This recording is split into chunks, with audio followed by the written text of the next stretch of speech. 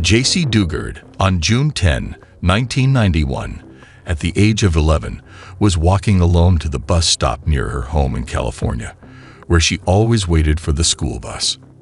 At that moment, a car stopped beside her, using a stun gun, and abruptly pulled the young girl forcefully, leaving her no time to react. The young girl's stepfather, Carl Probin, watched from the window. He immediately tried to chase the vehicle on a bicycle, but without success.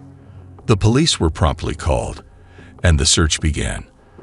The search included dogs, planes, and numerous police officers. All attempts were unsuccessful. The police were accused of having failed multiple times in this case, which could have led to the girl's rescue. The main complaint is that they did not thoroughly investigate what was later concluded to be a crucial lead. The stepfather then became the prime suspect. He was accused by the police of being the kidnapper of his stepdaughter, which cost him his marriage and brought him contempt from society. "I was unjustly accused. I lost my marriage and my life. The police made me the only suspect and threw me into hell," stated Carl Probin, stepfather. The girl was taken to the house of her captors, about 270 kilometers away from where she was abducted. The people responsible for the crime were Philip Garrido and his wife, Nancy. They orchestrated the kidnapping together. It didn't take long for Philip to start raping Jaycee Dugard frequently, resulting in the young girl's pregnancy. She had 2 daughters with her captor, with the first one being born when the victim was only 14 years old. Neither of the girls ever went to school or to the doctor. They were kept completely isolated, stated police officer Fred Collar in a press interview. The Garrido couple lived with Dugard and the 2 children in a residence in Antioch, California. While the Garrido couple lived in front of the street, Dugard lived with her 2 daughters in the back of the property, in an old and dirty shack. Behind the house, there was a shelter, tents, and small structures where Jaycee and the girls spent most of their lives, stated police officer Fred Collar in a press interview. Philip Garrido had an extensive criminal record. He was on parole and was convicted of rape and kidnapping in 1971. He was sentenced to 50 years in prison at the time, but was released after only serving 10 years.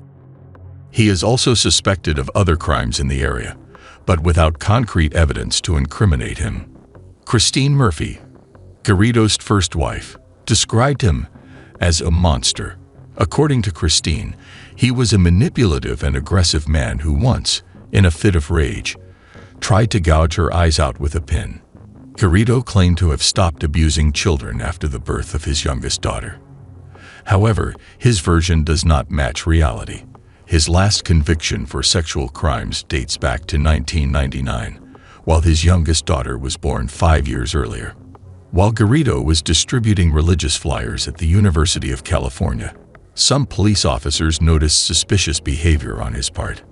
At the police station, it was discovered that the citizen was Philip Garrido, living on parole after serving a sentence for rape. His parole officer called him in, and he showed up for the meeting accompanied by the 2 children, his wife, and Jaycee, whom he introduced by the name Alyssa. The agent, who had already been to Garrido's house several times, had never seen Alyssa and the 2 girls before. He thought these people were suspicious, Collar reported. Even in the presence of the police, Jaycee hesitated to tell the truth.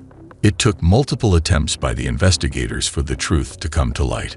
While some report that Jaycee suffered from Stockholm Syndrome, which is why she hesitated to speak, others believe that she was very afraid to tell the truth due to the brainwashing she had been subjected to by her kidnapper since she was abducted. Stockholm Syndrome. A person subjected to prolonged intimidation develops sympathy and even love or friendship for their aggressor. However, with a lot of persistence from the police, Jaycee Dugard told the truth, and on August 27, 2009, she had the opportunity to finally return to the arms of her family. Just minutes later, she was already on the phone with her mother, and they had the chance to meet on the same day. Jaycee Lee Dugard was 29 years old at the time of the rescue, while their 2 daughters were 11 and 15 years old. All three were in good health. Philip, accused of a total of 26 crimes, was sentenced to 431 years in prison, while his wife Nancy was sentenced to life imprisonment. But as part of a plea agreement with the prosecution, she will serve a 36-year sentence.